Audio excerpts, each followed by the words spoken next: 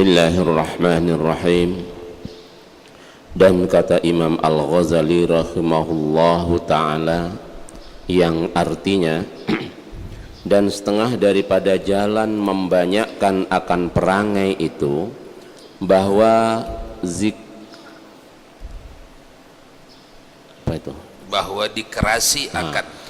dikerasi akan setengah sifatnya itu atas setengahnya, maka digemarkan di dalam hati murah membelanjakan hartanya itu dengan sebab diriakan, supaya meninggalkan ia akan bersifat dengan bakhil, yakni kikir, dan meninggalkan ia akan kasih akan harta, dan meninggalkan ia akan menghimpunkan akan harta itu, yakni disukakan hatinya membelanjakan harta itu dengan sebab dikata oleh orang murah hati, dan dipuji oleh orang supaya jadi murah sungguh-sungguh.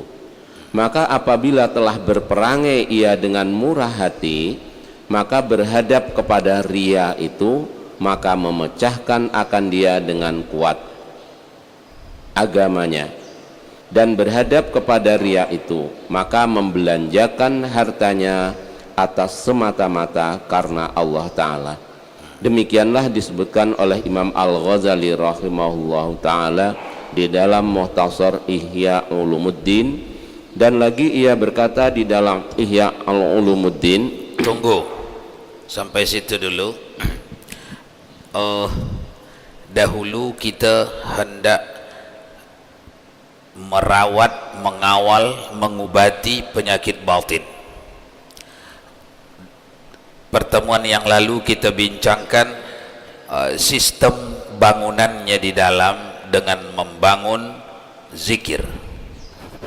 Selepas dibangun zikir dengan kaifiat yang kita bincang kemarin, duduk bersila, menarik nafas daripada pusat ke atas, maka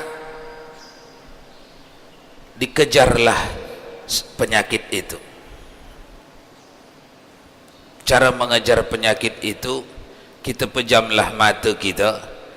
Apalah kira-kira yang menonjol pada diri kita, jangan pada orang lain ya, jangan menoleh kepada orang lain, tapi menoleh kepada diri masing-masing. Apalah yang menonjol pada diri kita? Katalah misalnya bakhil, yang dibahas di sini, yang dibaca Ustaz tadi, bakhil. Apa artinya? Kalau nak memberi ke orang yang tak diharap ada balasannya, atau tak diharap dia mampu membalas, amat berat rasanya. Itu penyakit batin yang hendak diubat. Karena selama itu ada, selama itu kita akan, si penyakit ini akan memiskinkan kita di akhirat, akan memiskinkan orang itu di akhirat, selagi penyakit bakhil ini ada pada dirinya. Jadi hendak diobat. Cara pengobatan yang dah dibaca tadi ialah, bakhil itu termasuk pembesarnya penyakit batin, petingginya itu.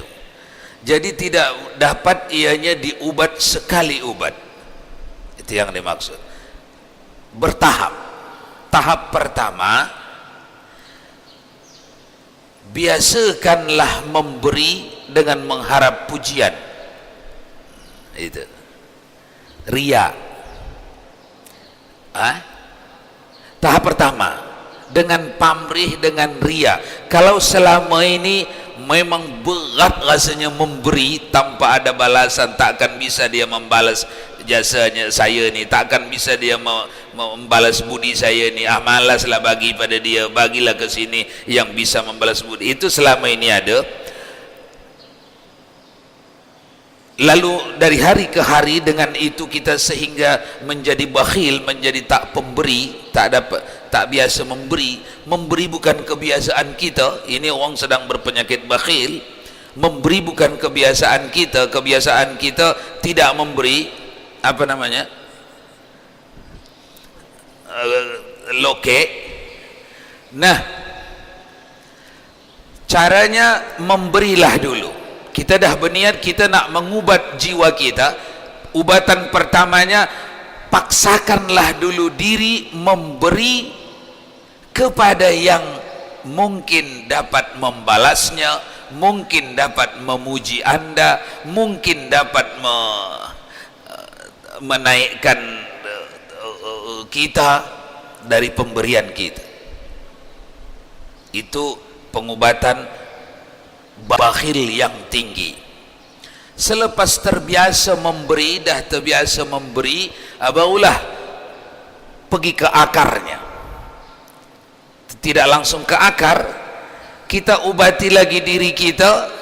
Apa gunanya saya memberi kalau di dalam hati saya masih menunggu balasannya, menunggu pujiannya, menunggu penghargaannya. Di sini jelah dihargailah saya, dipujilah saya, benda ni tak sampai ke akhirat. Nah, di tahap yang kedua ini mulailah orang ni dengan berkat zikir tadi juga terus mulailah orang ni menyadari bahwa perlu menebas sampai ke akarnya. Caranya macam mana? Latih pula lah diri, carilah orang yang kira-kira tak mungkin membalas jasa kita. Nah, itu kita dahulukan. Kalau ini masih mungkin ini balas jasa saya sebab kami bertetangga, tunggu dulu, mana kira-kira yang tak mungkin membalas jasa saya? Oh, ini susah betul, tak dapat balas. Atau ini kenal pun tidak, macam mana dia nak balas jasa? Nah, jumpa di jalan, macam mana nak tahu dia? Nah, ini pengobatan tahap yang kedua, cara menghilangkan penyakit batin yang bernama bakhil. Yang pertama, ada ria-rianya tak ngapa, kalau terlalu dalam akarnya. Kalau tak terlalu dalam, langsung kepada pengobatan yang kedua tadi. Sekarang di dalam badan kita ini, dalam ke tak dalam akar penyakit bakhil? Jangan jawab, jangan jawab. Kitalah yang tahu itu. Ketika disuruh memberi, diminta memberi, dituntut memberi, cepat ke tak rasanya di dalam mau karena inginkan belanja di akhirat. Kalau lambat, itu agak dalam itu. Perlu dipotong dua kali. Potong pertama, beri, biasakan dulu memberi. Makanya Umar bin Khattab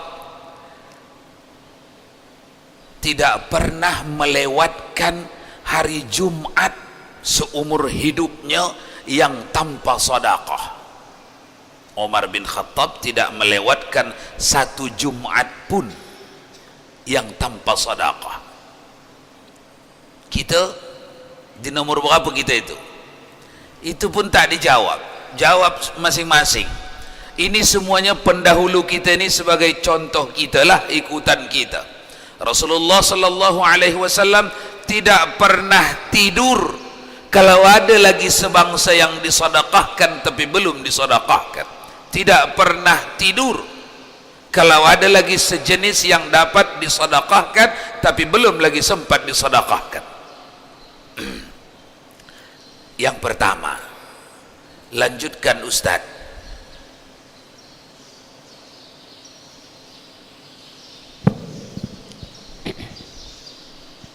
Dan lagi ia berkata di dalam Ihya Ulumuddin,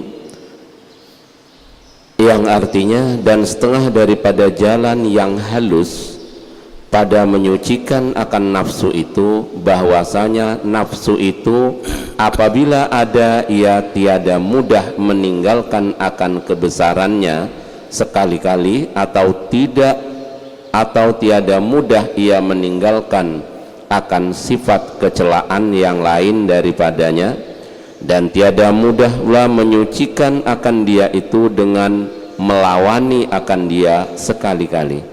Maka kemudian sayugianya bahwa dipindahkan akan dia daripada perangai yang kecelaan kepada perangai kecelaan yang ringan daripadanya. Maka kemudian daripada yang demikian itu dipindahkan kepada perangai yang gemar di dalam ini akan akhirat. Maka demikian lagi, barang siapa tiada mudah nafsunya meninggalkan kemegahan sekali-kali, maka sayugyanya dipindahkan daripadanya kepada kemegahan yang ringan daripada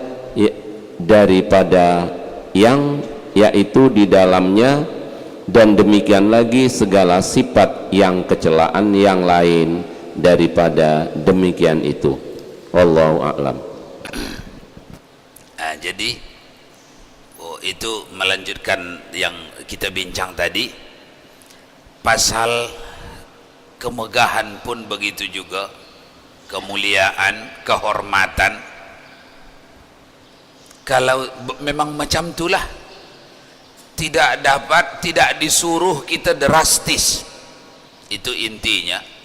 Tidak disuruh drastis, tapi disuruh apa namanya itu, bertahap. Jangan pasal meninggalkan kemegahan, pasal apa namanya ini, kehormatan, kemuliaan, tidak disuruh drastis, tapi bertahap, pelan-pelan, tapi mesti jalan, jangan bertahan. Intinya ini ujung daripada tugas kita selepas tugas kita pada pengajian yang lalu. Ujungnya ini dia, selepas dirutinkan zikrullah atau zikruz zat atau la ilaha illallah, yang pada dasarnya walaupun Allah itu semuanya daripada la ilaha illallah, ya hayyu itu semuanya daripada la ilaha illallah. Selepas dirutinkan la ilaha illallah, tugas yang berikutnya ini menyangkut kemuliaan-kemuliaan, kehormatan-kehormatan, pelayanan-pelayanan orang selama ini yang meninggikan kita. Ini hendak dievaluasi. Kalau dengan ditinggikan orang kita, di luar kita tak ada apa-apa, tapi di dalam sebenarnya berbunga. Ini hendak dikendalikan. Besok yang biasa melayan kita ni kurang melayannya, di dalam menggerinyam. Kata. Ini penyakit ini. Tapi ini tidak ada di apotik ini ubatnya. Ini ada pada ahli-ahli sufi. Cara pengobatannya tahap awal dah dibentangkan pada kita kemarin oleh Imam Al-Ghazali, yang teksnya daripada Muhammad As-Samman rahimahullah. Duduk bersila dengan meletak tangan di atas ujung lutut, kemudian menunduk ke arah pusat, kemudian menarik nafas, lalu berzikir sepanjang-panjang nafas yang kita ada. Selepas itu ambil lagi nafas dengan cara yang sama, menunduk ke arah pusat, tarik nafas dengan zikir nafi isbat atau zikir yang lain-lain yang sudah kita bincangkan. Itu bangunan, karena tempat penyakit ini ada di dalam pada batin, itu bangunan yang akan mendesak penyakit ini sehingga tak punya tempat. Baru tahap yang berikutnya, itu yang kita bincang malam ini. Kita kejar itu penyakit, langsung kita kepada penyakit kita itu. Pada diri kita ada banyak penyakit batin, tapi kita dahulukan yang menonjol. Pada diri kita ada riya, ada takabbur, ada sum'ah, ada khianah, ada kazzab, ada kazzab apa itu? Bohong. Ada penyakit bohong dalam tak? Menonjol tak? Paling besar dia. Kalau paling besar dia dulukan. Pantang cakap sikit tak sedap kalau tak bercampur bohong. Itu menonjol itu. Pantang cakap sikit memang mesti ada ikut bohongnya. Itu menonjol itu. Jiran-jiran, tetangga-tetangga dah kedengaran sampai juga ke telinga kita, ke telinga bini kita, ke telinga ayah kita, ke telinga anak kita, memang kedengaran. Itu orang tak dapat dipercaya, kata orang-orang. Itu menunjukkan kazzab kita tinggi. Kazzab kita tinggi, pengobatannya 2 tahap tadi. 2 tahap tadi. Tahap pertama macam mana tadi?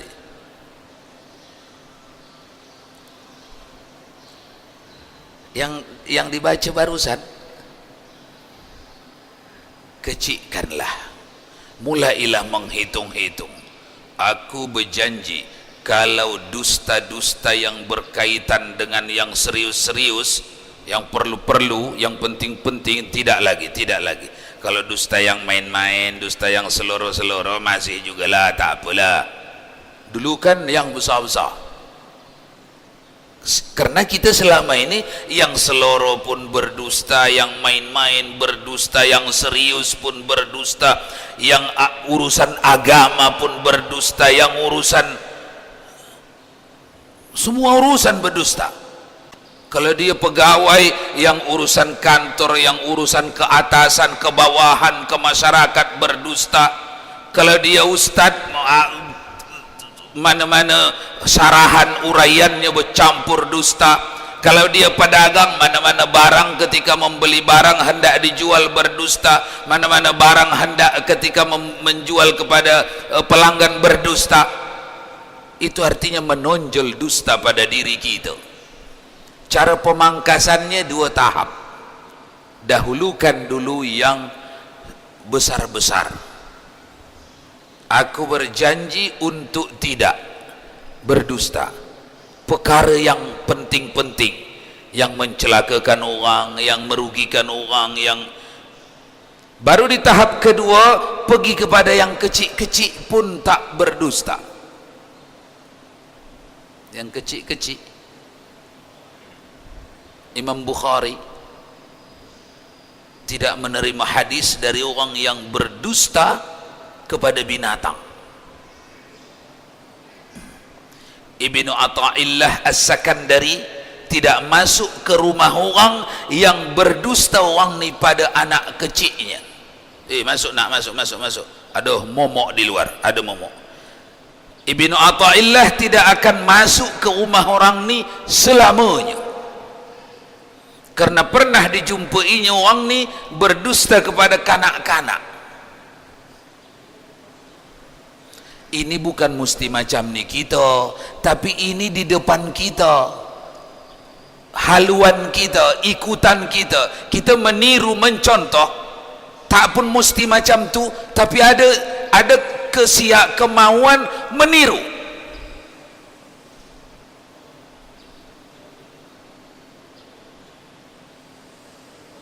Sebelum kita tinggalkan bab ini, karena kita hendak masuk ke bab yang berikutnya, ini bab yang lebih pahit lagi teruk lagi ini. Jadi sebelum kita tinggalkan ini bab ni, tuan-tuan, dipersilahkanlah kalau ada yang nak bincang-bincang, atau kalau bincang-bincang saja pun kita sampai habis waktu tak ngapa, supaya jangan sampai kita ke bab yang di depan ni. Karena kalau bisa bab yang di depan ni jangan sampai kita pun ke sini. Bab yang di hadapan kita itu kalau dapat jangan pun sampai ke situ, Ustaz. Assalamualaikum warahmatullahi wabarakatuh. Waalaikumsalam warahmatullahi wabarakatuh. Ini pertanyaannya agak keluar daripada sini Pak Ustaz, tepatnya kepada tauhid. Beberapa hari yang lalu kita sudah belajar baik pun macam di Baitur Rahman sendiri masalah kodo, Pak Ustadz. Kita tahu setelah belajar apa yang terjadi di dunia ini sudah ada dalam ilmu Allah. Kalau yang sudah terjadi, yang kita ketahui itulah takdir, yang belum kita ketahui itulah yang namanya kodo. Pada malam Jumat yang lalu mungkin semua kita sudah tahu heboh tentang pemindahan daripada makamnya Rasulullah, hendak digusur, hendak dipindahkan. Tentu isu ini tentu sudah ada dalam ilmu Allah. Yang ingin saya tanyakan, hikmah apa yang bisa kita pelajari daripada ini? Sayangnya memang kemarin Menteri Agama sendiri memang sudah membantah, melalui dia bilang pemerintah sudah membantah, itu maksudnya pemerintah Arab Saudi. Cuma kurang ditegaskan siapa sebenarnya pemerintah Arab Saudi itu, karena masyarakat di pedesaan banyak yang tidak tahu siapa sih pemerintah Arab Saudi itu, Wahabi atau tidak, atau benda apa itu Wahabi. Sementara isu ini begitu berkembang. Yang jadi yang ingin saya tanyakan, apa hikmah? Baik, hikmahnya ialah banyak, antara lain supaya teruji hadis-hadis sahih Rasulullah sallallahu alaihi wasallam, supaya teruji. Selama ini kita percaya setiap hadis sahih pasti kebenarannya. Sekarang kita mulai menunggu bagaimana kita akan membuktikan kepastiannya kebenaran setiap hadis sahih. Karena dikuburkannya Rasulullah di situ, di tempat yang sekarang itu sebelumnya sudah ditetapkan oleh Rasulullah masa hidup. Kalau saya meninggal, sini kubur saya, di bilik saya ini. Kemudian, ya Rasulullah, kalau saya meninggal, boleh ke tak saya ni di samping anda? Boleh, kata Abu Bakar. Kemudian datang Aisyah, ya Rasulullah, kalau boleh, kalau saya meninggal, boleh tak saya di samping ayah saya, di samping anda suami saya? Boleh. Datang Umar bin Khattab, Aisyah, memang engkau dah janji dengan Rasulullah akan dikubur di samping ayahmu, tapi aku mohon, kalau boleh, sekiranya saya duluan meninggal, boleh tak saya yang di samping ayahmu, di samping Abu Bakar, kalau saya duluan meninggal? Kata Umar bin Khattab. Kata Aisyah, kalau ini permintaan Amirul Mukminin, saya tak dapat menolaknya. Kepatuhan kepada Amirul Mukminin, presidennya seluruh orang beriman. Maka Umar bin Khattab, sampai sekarang Rasulullah di bahunya, di bahu Rasulullah Abu Bakar, di bahu Abu Bakar Aisyah. Ini diletak di sini, ditetapkan oleh hadis-hadis sahih. Jadi kalau ini diubah, maka seluruh umat Islam wajib menolaknya. Makna penolakan itu tidak sama setiap negara, tidak sama setiap negeri. Kita dalam melepaskan kewajiban kita tidak sama dengan saudara kita yang negerinya dekat di situ. Yang negerinya dekat di situ wajib mengangkat senjata yang untuk menghentikan pemindahan.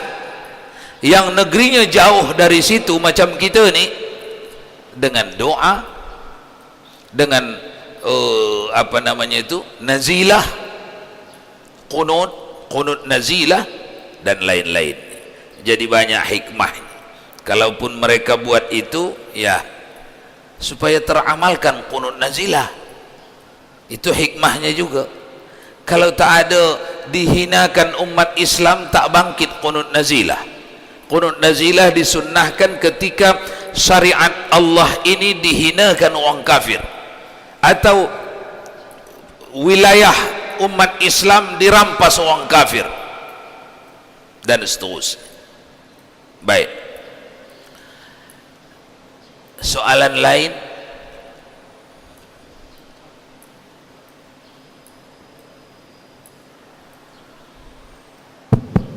Assalamualaikum warahmatullahi wabarakatuh. Yang ingin saya tanya Ustaz, sesuai dengan fenomena yang terjadi pada hari ini, Sesuai dengan fenomena umat Islam, apa yang terjadi di Irak dan Syria, kelompok ISIS yang kita tengok dalamnya ada muatan khilafah. Jadi macam mana tanggapan Ahlus Sunnah wal Jamaah pada kelompok ini? Terima kasih. panjang ini jawabnya nih. ISIS lah pula, lama itu menjawabnya itu. Macam mana tanggapan Ahlus Sunnah kepada ISIS? Itu soalan. Jawab pendek apa jawab panjang? Jawab pendek. Jawab pendek, balik rumah setel Aswaja TV, tiap malam dijawab itu. Ada judul di antara ceramah ustadz-ustadz di situ ada judul ceramahnya Lentera apa? Lentera Islam. Itu selalunya ceramah-ceramah itu menjawab itu. Inilah dia Muslim di Indonesia itu, walaupun orangnya berganti-ganti, tapi intinya sebenarnya inilah dia aliran Islam yang ada di Indonesia itu mulai sejak zaman masuknya dulu Islam ke sini. Itu kira-kira maksudnya itu. Barakallahu lakum wa baraka